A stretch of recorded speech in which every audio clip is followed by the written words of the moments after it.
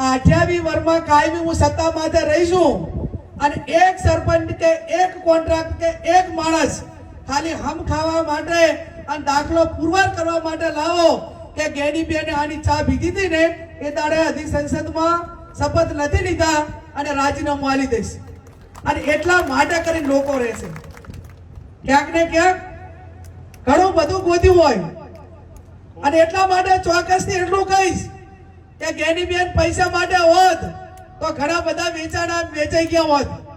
ગેડીબેન સત્તા માટે વધારે હોત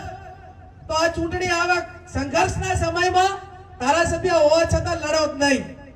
ગેડીબેન હોય, આ મોવડી મંડળ હોય, આ બધું આગેવાનોની ટીમ હોય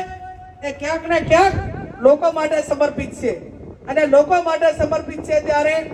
આવનાર સમયની અંદર મતદાન મથક સુધીની વ્યવસ્થાઓ સારા માણસો કઈ રીતે ચૂંટણીની અંદર પંચાયતી રાજ હોય કે જાહેર જીવનમાં લાવવા માટે એને દબાણ કરીને પ્રયત્ન